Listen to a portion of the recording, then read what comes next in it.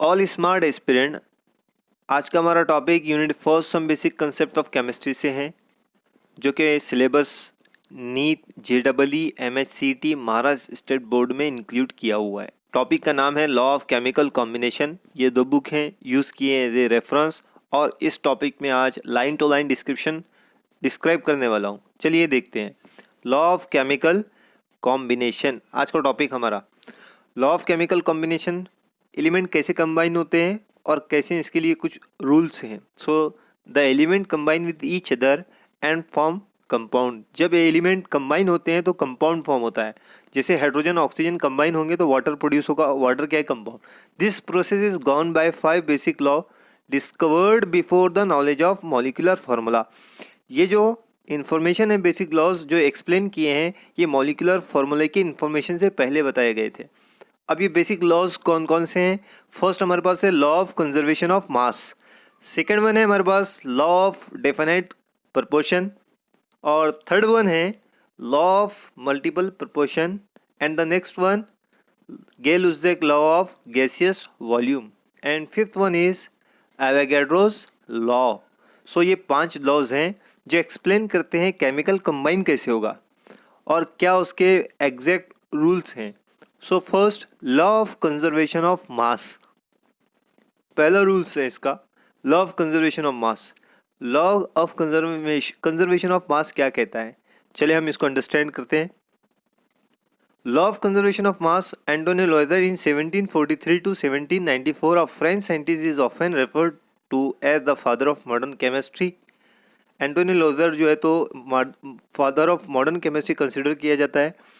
इसने इसको एक्सप्लेन किया है। He carefully perform many combustion experiment, namely burning of phosphorus and mercury both in the presence of air, both resulted in an increasing in weight. इसने क्या किया? बहुत सारे एक्सपेरिमेंट परफॉर्म किए, जैसे कि यहाँ पे फॉस्फोरस और मर्क्यूरी को कंबस्शन किया, बर्न किया, और ये बर्निंग में उसने कुछ रिजल्ट देखे कि इनके मास क्या हो जाते हैं? इंक्रीज हो जाते हैं अगर इनको कंबस्ट किया। After several experiment he found that the weight gain by the phosphorus was is equal to the weight loss by the air. इसने एक एक्सपेरिमेंट परफॉर्म किया कि जिसमें फॉस्फोरस को कंबस्ट किया और देखा कि फॉस्फोरस का वेट बढ़ जाता है कंबस्शन के बाद, और वो जो वेट बढ़ता है वो बराबर होता है जो ऑक्सीजन का वेट लॉस हुआ है एयर से। फिर उसने कहा कि total mass of reactant is equal to total mass of product. जितना मास रिएक्टेंट का होता है उतना ही प्रोडक्ट बनता है। When hydrogen gas burns and combine with oxygen to yield water, जब यहाँ पे हाइड्रोजन और ऑक्सीजन के साथ रिएक्ट होता है तो कंबाइन यहाँ पे होने के बाद वाटर फॉर्म होता है। और कहा कि जितना मास यहाँ पे हाइड्रोजन और ऑक्सीजन कंबाइन होते हैं उतना ही मास वाटर का प्रोड्यूस होता है। सो नेक्स्ट, इसी को एक्सप्लेन करने के लिए या स्टेटमेंट दिया है इसने, Thus the law of conservation of mass state that the mass can neither be created nor destroyed। मास ना ही क्रिएट होता है ना ही डिस्ट्रॉय होता है। डायग्राम इसको समझाने के लिए बहुत ही बेहतर तरीके से समझाया है। एक क्लोज फनेल है जिसमें 2 केमिकल रिएक्टेंट अभी रखे हैं।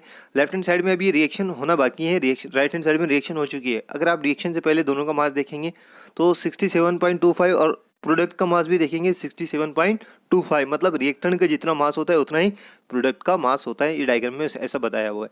So that's the law of conservation of mass. Next, law of definite proportion.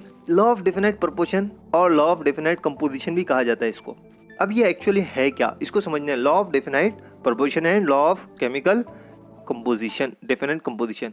So law of definite composition और लॉ ऑफ डेफिनेट प्रपोर्शन जो होता है, ये French chemist Joseph Proust perform experiment on 2 sample of cupric carbonate. Law of definite proportion को explain करने के लिए Joseph प्रोस्ट ने यहाँ पे 2 एक्सपेरिमेंट जो क्यूप्रिक कार्बोनेट के एक्सपेरिमेंट किए, और क्यूप्रिक कार्बोनेट के एक्सपेरिमेंट में उसने देखा कि वन जो सैंपल था वो नेचुरल और दूसरा ओरिजिन जो था जिसका जो सिंथेटिक था। दोनों सैंपल का उसने स्टडी किया, क्यूप्रिक कार्बोनेट के 2 सैंपल, और उसने दोनों सैंपल का स्टडी किया, एक नेचुरल और एक जो था ये सिंथेटिक। अब he found that the composition of element present in it was same for both the sample as shown in diagram. दोनों सैंपल में उसने ये चेक किया कि जो composition of percentage of material होता है, यानी मटेरियल का जो परसेंटेज यानी नंबर ऑफ जो पार्टिकल उसमें प्रेजेंट है उनका मास परसेंटेज जो देखा उसने सेम, जैसे कॉपर का, ऑक्सीजन का और कार्बन का, तीनों का जो परसेंटेज ऑफ मास था तीनों का कैसे दोनों मटेरियल में कैसे सेम, नेचुरल सैंपल में भी और सिंथेटिक सैंपल में भी। तो इस बात को उसने इस तरीके से एक्सप्लेन किया। This lead to Joseph Proust to take the state the law of definite proportion as follows. उसने इस तरीके के फिर स्टेटमेंट दिए, a given compound always contain exactly the same proportion of element by weight but irrespective their source. Material चाहे कहीं से भी हो, अगर वो मटेरियल सेम है, प्योर फॉर्म में है, तो उसका कंपोजिशन फिक्स होता है, चाहे वो नेचुरल हो या आर्टिफिशियल हो। जैसे वाटर, वेल वाटर लो या सी वाटर, प्यूरिफॉर्म फॉर्म में लेंगे आप, उसका दोनों का प्रोपोर्शन कैसे रहेगा, H2O, ये उसके अंदर में नंबर ऑफ मॉलिक्यूल कैसे रहेंगे, सेम। आगे दिए, the validity of this law has been confirm by various experiment, this law is sometime referred to as law of definite composition. इस लॉ को definite law of definite composition भी कहा जाता है। तो ये हमारा यहाँ पे था लॉ ऑफ डेफिनाइट कंपोजिशन। अब यहाँ पे आप एग्जांपल देखिए, टैप वाटर जो नल का पानी होता है, सी वाटर आप इसको देख लें, और ये अगर आप यहाँ पर देखें वाटर क्लाउड या फिर जो है तो बादल का पानी, सबका यहाँ पे मॉलिक्यूलर फॉर्मूला क्या होगा, सेम H2O। और तीनों टाइप के वाटर में हाइड्रोजन ऑक्सीजन का जो प्रोपोर्शन होगा 2:1। So that's called law of definite proportion. Next point in the topic is law of multiple proportion. So law of multiple proportion means what? So let's try to understand here law of multiple proportion। हम यहाँ पे इसको समझने की कोशिश करेंगे। This law was proposed by John Dalton in 1803। John Dalton ने इसको 1803 में प्रपोज किया। It has been observed that two or more element may form more than one compound। दो या दो से ज़्यादा एलिमेंट जब कंबाइन होंगे तो दो भी कंपाउंड बना सकते हैं और तीन टाइप के अलग अलग, ये बताया है इसने। Law of multiple proportions summarises many experiment on such compounds. अब हम इसको बहुत सारे कंपाउंड्स के ज़रिए से अंडरस्टैंड कर सकते हैं, इसलिए उसने जॉन डल्टन ने इसका स्टेटमेंट भी दिया है। When two element A and B form more than one compound, the masses of element B that combine with a given mass of A are always in the ratio of small whole number. अब यहाँ पर इसको example के ज़रिए से समझाने की मैं आपको कोशिश करूँगा कि A और B जब कंबाइन होंगे तो हो सकता है कि दो कंपाउंड फॉर्म करेंगे, तो पहले कंपाउंड में रेशो और दूसरे कंपाउंड में रेशो क्या होगा देखेंगे। पहली example, hydrogen combine with oxygen to form two compound namely water and hydrogen peroxide. जब हाइड्रोजन और ऑक्सीजन कंबाइन होंगे तो दो कंपाउंड बना सकते हैं, एक तो वाटर बनाते हैं और दूसरा हाइड्रोजन पेरोक्साइड। तो एग्जाम्पल देखिए, अगर 2 ग्राम हाइड्रोजन ले फिक्स और 16 ग्राम ऑक्सीजन, तो यहाँ पे वाटर प्रोड्यूस होगा 18 ग्राम। ये ध्यान में रखना आपने कि यहाँ पे हाइड्रोजन कितने ग्राम लिया, 2 ग्राम, और ऑक्सीजन 16 ग्राम। पहली एग्जांपल सिर्फ दोनों को ही रिएक्ट कराए हैं, तो यहाँ प्रोड्यूस होगा H2O। ये पहली एग्जांपल है। तो H2O react with half molecule of O2, 16 gram oxygen के साथ 2 ग्राम हाइड्रोजन रिएक्ट करेगा तो यहाँ पे 18 ग्राम वाटर। लेकिन यहाँ पर हम सेकंड एग्जांपल, हाइड्रोजन और ऑक्सीजन कंबाइन होंगे तो हाइड्रोजन पेरोक्साइड कैसे फॉर्म होगा, ये देख रहे हैं। Hydrogen react with oxygen gives hydrogen peroxide, H2 react with O2 it gives H2O2। ये इसका एग्जांपल है। लेकिन अब इस रिएक्शन में आप देखेंगे कि हाइड्रोजन 2 ग्राम ही है, लेकिन यहाँ पर जो ऑक्सीजन लिया गया ये 32 ग्राम। अगर आप रिएक्शन की बैलेंसिंग चेक करेंगे तो आपको ये ऑब्जर्व होगा। तो इसी को एक्सप्लेन यहाँ पर किया है। Here it is found that the two masses of oxygen for 16 gram and 32 gram which combine with a fix mass of hydrogen, दोनों में कितना फिक्स था हाइड्रोजन का 2 gram, are in the ratio of small whole number that is 16:32 और 1:2। मतलब पहले इसमें 16 ग्राम, दूसरे इसमें 32, तो ये डबल रेशियो हुआ 1:2। पहले इसमें 1 और दूसरे उसका डबल लिया गया था, ऐसे। नेक्स्ट हमारे पास नेक्स्ट टर्म है गेल-लुसैक लॉ ऑफ गैसियस वॉल्यूम। तो इस लॉ को हम अंडरस्टैंड करते हैं गैसेस, ये जो स्पेसिफिकली गैसेस के लिए रिप्रेजेंट किया गेल-लुसैक ने, हम इसको अंडरस्टैंड करते हैं। चलिए, so Gay Lussac law of gaseous volume. अब ये क्या कहता है स्टेटमेंट इसका, this law was put forth by Gay Lussac in 1808। तो इसको रिप्रेजेंट किया गेल-लुसैक ने और रखा है 1808 के अंदर में। द लॉ स्टेट दैट, उसका स्टेटमेंट है, when gases combine or are produced in a chemical reaction they do so in a simple ratio by volume provided all gases are at same temperature and pressure। इसका meaning है कि जब gases reactant react होगी तो product gas बनेगा और reactant और gases product में जो रेशो होगा वो सिंपल रेशो होगा उनके वॉल्यूम की बेस पर। यहाँ पर देखते हैं उसको एग्जाम्पल के ज़रिए से। अब एग्जाम्पल दिया है, under the same condition of temperature and pressure 100 ml of hydrogen combine with 50 ml of oxygen to give 100 ml of water। अगर 100 ml हाइड्रोजन 50 ml ऑक्सीजन से कंबाइन होकर 100 ml वाटर प्रोड्यूस करता है गैसेस फॉर्म में, तब यहाँ पे उसकी वॉल्यूम क्या होगी वो देखना है। ये वॉल्यूम को लेकर बात दी हुई है यहाँ पर। Hydrogen gas plus oxygen gas gives water gas.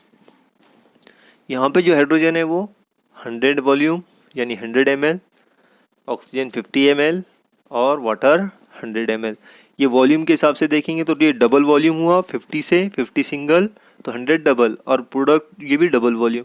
तो यहाँ पे इस वॉल्यूम में अगर आप रेशियो देखेंगे तो क्या दिख रहा है आपको, double hydrogen single oxygen double water. Thus the volume of hydrogen gas and oxygen gas which combine is 100 ml and 50 ml and producing 2 volume of water यानी 100 ml of water which amount to 100 ml be bear in a simple ratio. यहाँ पे अगर आप देखेंगे ratio तो पहले 100 फिर 50 फिर 100 यानी पहले डबल फिर सिंगल फिर डबल। तो इस तरीके से हाइड्रोजन का वॉल्यूम, ऑक्सीजन का वॉल्यूम और वाटर का वॉल्यूम, तो ये सिंपल रेशियो में है। यानी सिंगल पहले जो है तो हाइड्रोजन डबल है, 2 है, ऑक्सीजन सिंगल और वाटर 2 मॉलिक्यूल। ये है Gay Lussac law for gaseous volume. So the next point in the topic is Avogadro's law और the fifth law which describe the chemical combination. तो यहाँ पे एवोगाड्रोस लॉ क्या है चलिए देखते हैं। एवोगाड्रोस ने यहाँ पे एक लॉ रिप्रेजेंट किया है। इन 1811 एवोगाड्रोस प्रपोज दैट, और ये लॉ को जो है तो प्रपोज किया और उसका स्टेटमेंट इस तरीके से दिया कि अगर equal volume of all gases at the same temperature and pressure contain equal number of molecule. यहाँ पे अगर आप सभी गैसेस को ले उनका टेम्परेचर इक्वल, प्रेशर सेम रखें और इक्वल वॉल्यूम ले तो उसमें नंबर ऑफ पार्टिकल भी इक्वल होंगे। इसी को एक्सप्लेन करने के लिए एक एग्जांपल दिया है। If you consider the reaction of hydrogen and oxygen to produce water vapour. अगर हाइड्रोजन और ऑक्सीजन रिएक्ट होकर वाटर वेपर बनाते हैं, same condition same temperature same pressure, oxygen का, हाइड्रोजन का और वाटर वेपर जो बन रहा है उसका भी। अगर आपने 100 ml वाटर लिया है, सॉरी हाइड्रोजन लिया है, 50 ml ऑक्सीजन, तो प्रोड्यूस होगा 100 ml वाटर। तो यहाँ पे 2 वॉल्यूम हाइड्रोजन है और 2 वॉल्यूम वाटर। जितने पार्टिकल हाइड्रोजन के होंगे उतने पार्टिकल किसके बनेंगे, वाटर मॉलिक्यूल के। यानी जितने मॉलिक्यूल हाइड्रोजन के होंगे उतने ही मॉलिक्यूल वाटर के। तो ये है Gay Lussac, that's the diagram which describe the whole thing. ये बलून स्ट्रक्चर आपको बताएगा कि इसका टेम्परेचर सेम, प्रेशर सेम, तो उनके अंदर नंबर ऑफ पार्टिकल भी सेम होंगे। Now next topic. हाँ, यहाँ 2 ऑब्जेक्टिव क्वेश्चंस हैं, आप उसको सॉल्व कर सकते हैं। Which of the following compound can not demonstrate the law of multiple proportion. कौन सी कंपाउंड है जो लॉ ऑफ मल्टीपल प्रोपोर्शन का एक्सप्लेन नहीं करते। तो इसका आंसर अगर आप देखें तो इसका आंसर है डी। अब आप इसको अंडरस्टैंड करने के लिए आप टॉपिक को रिकॉल करें और समझने की कोशिश करें आंसर डी क्यों है। नेक्स्ट हमारे पास दिया है सेकंड क्वेश्चन है, in the reaction N2 react with 3 mole of H2 it gives 2 mole of ammonia. Ratio given है यहाँ पर 1:3:2। अब यहाँ पे आपको लॉ इलुस्ट्रेट करना है कौन सा है, तो थोड़ा सा टॉपिक को समझकर वीडियो को थोड़ा रिकॉल करके देखें ये कौन सा लॉ है जो ये 1:3:2 डिस्क्राइब रेशियो डिस्क्राइब करता है। Thanks for watching. Dear student, अगर आपको कोई टॉपिक से रिलेटेड क्वेश्चन पूछना हो या टॉपिक के अंडरस्टैंडिंग में कोई प्रॉब्लम हो तो आप डायरेक्ट डिस्क्रिप्शन बॉक्स में क्वेश्चन लिखिए, आपको सेटिस्फाइड आंसर मिलेगा इंशाल्लाह।